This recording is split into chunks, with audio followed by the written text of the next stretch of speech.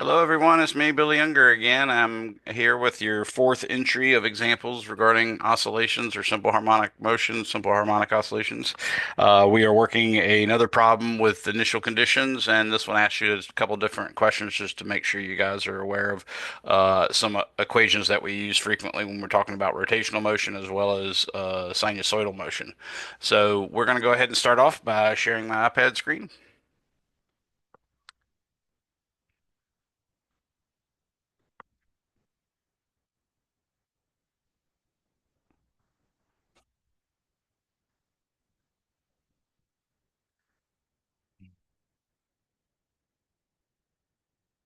The problem says consider a massive spring connected to a vertical wall adjacent to an ice skating rink.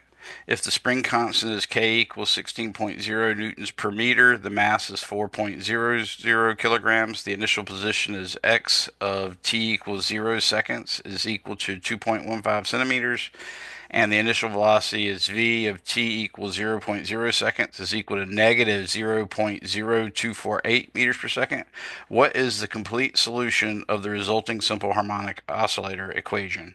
What is the period of oscillation in seconds, and what is the frequency in hertz? To begin, I normally write down solution, and that is where I record the information we're given, the equations I plan to use to solve the equation, and any stuff that's implied by the problem, so on and so forth. So what we know, for instance, is x0, which is x of t equals 0. That is equal to 0.0215 meters, where I've went ahead and converted it to meters just so our equations will have uh, the actual SI base units as their units. We also have that V0, which is V of t equals 0. We know that is equal to negative 0.0248 meters per second. We also know that the solution for the simple harmonic oscillator equation that we're using is x of t is equal to a cosine omega t plus phi, and that comes from the simple harmonic oscillator equation, which in this case is written as x plus k over m times x is equal to 0. And in this case, we have to have omega is equal to the square root of k over m. In fact, in general, the simple harmonic oscillator equation is basically x double dot plus some constant times the zeroth derivative of x, in other words, just x the function, that all equal to 0, and whatever is the coefficient of the zeroth power or zeroth derivative of x, that number is used to calculate the omega, and it is, in fact, omega equals the square root of that number. So no matter what's in front of the x, you put that under the square root, and that'll be your omega for this solution. Now, we can use these initial conditions to actually work out what A and phi are, and that's what we're going to do. But we're also asked to discover what the period of oscillation for the spring is, and we're also asked to figure out what the non-angular but the regular cycles per second frequency is. So we are being asked what is, excuse me, we are being asked what is t, the period. I keep writing in in pointer instead and laser pointer instead. T equals the period of oscillation,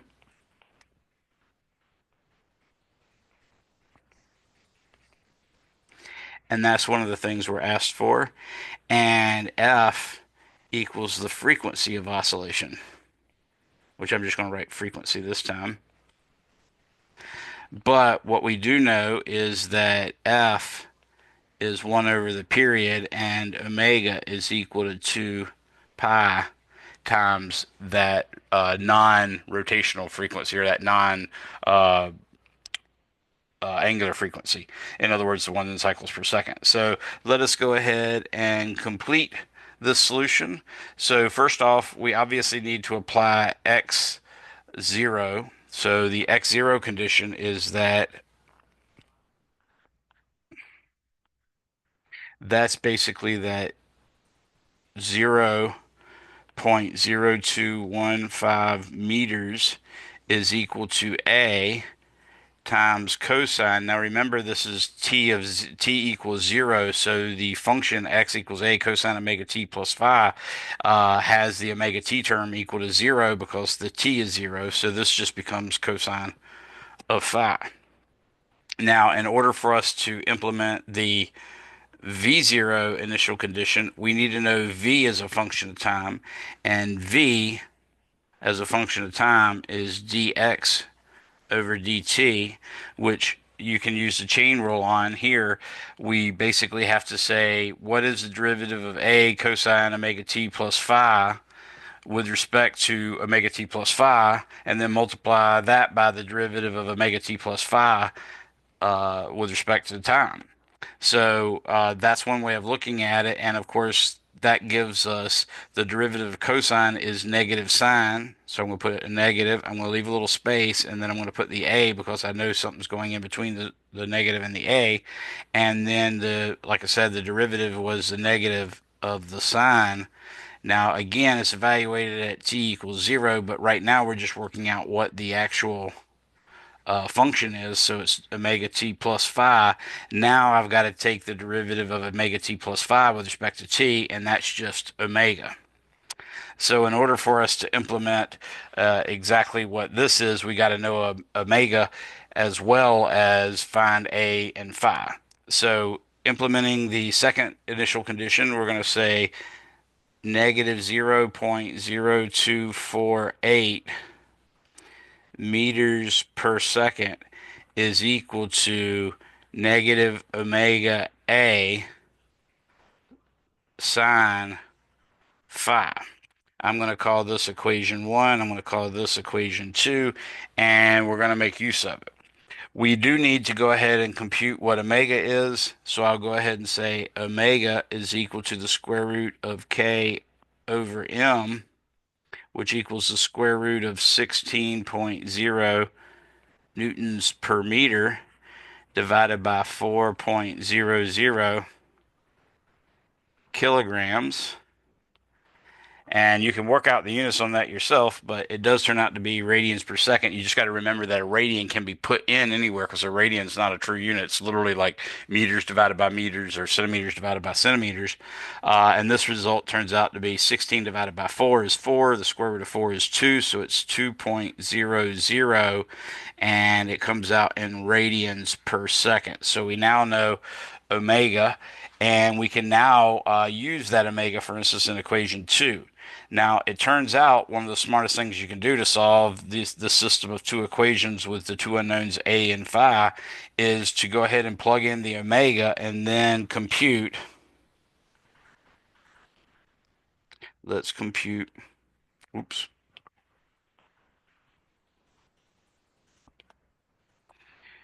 Equation 2 divided by equation 1. So that's what I'm going to compute. And the reason I'm doing that is I look at these two equations and I see that by dividing, I can automatically eliminate A. And since A is one of the two unknowns, that's nice because I will have then an expression that is only in terms of phi. Not only that, dividing sine by cosine, I happen to know is the trig identity for tangent because tangent is sine over cosine. So when I go ahead and divide these two, I get negative 0.0248 meters per second. That's the left-hand side of equation 2, divided by the left-hand side of equation 1, which is 0.0215 meters. You can see the left-hand side is just going to give us reciprocal seconds, or seconds to the negative 1 power. And then when we divide the right-hand sides, we're going to get negative 2.00 radians per second. That's the omega, in other words, times A times sine of phi, and then the right-hand side of equation 1 is A times cosine phi, and I've written them directly over top of each other so it's easy to see that A is canceling out with A, and that we get basically negative 2.00 times the tangent of phi.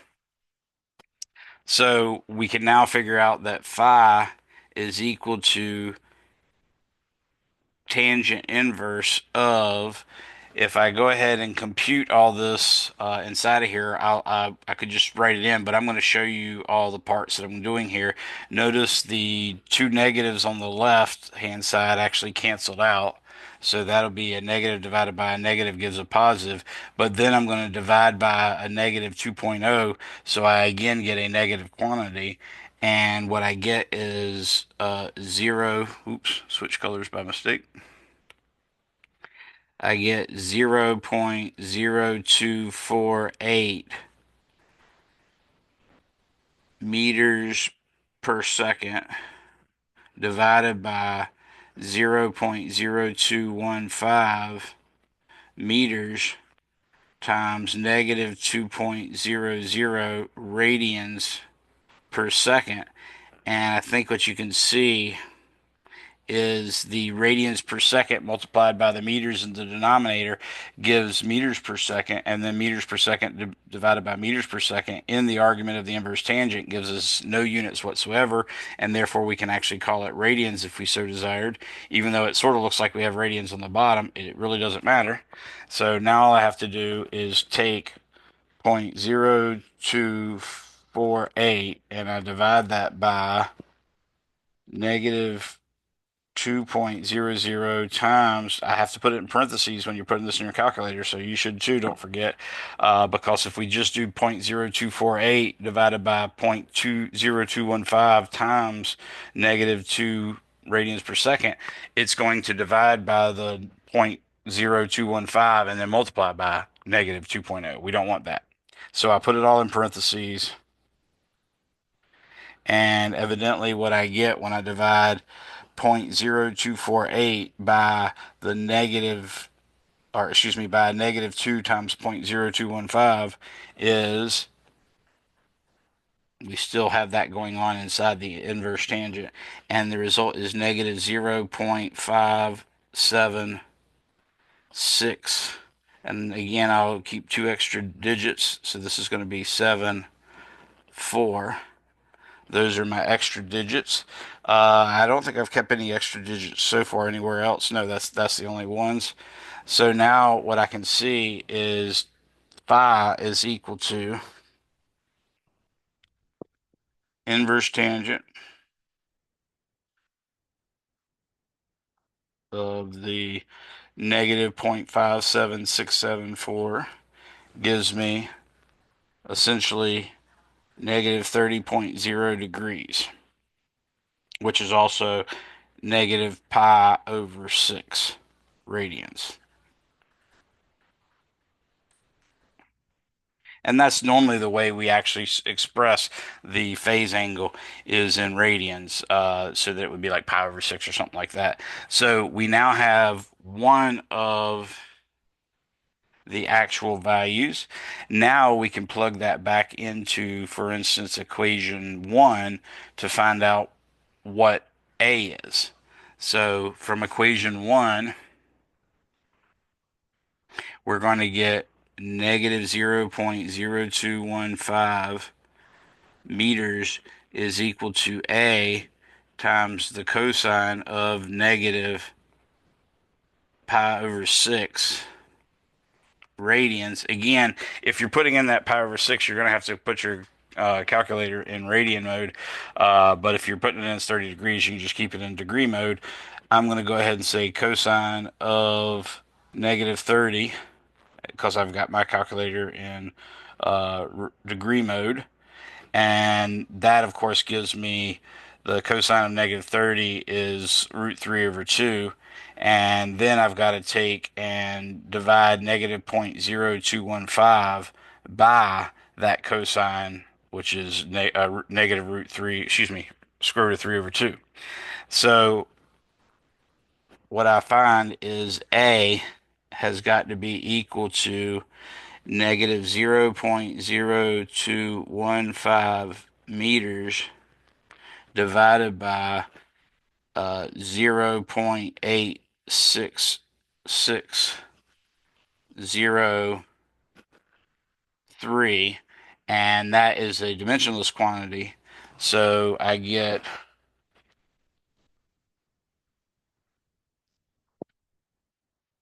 negative 0.0215 divided by 0.8660,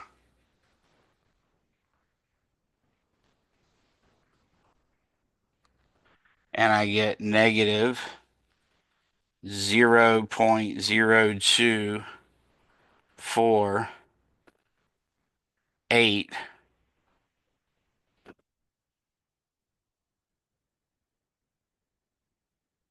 and carrying two extra digits would be 26 meters.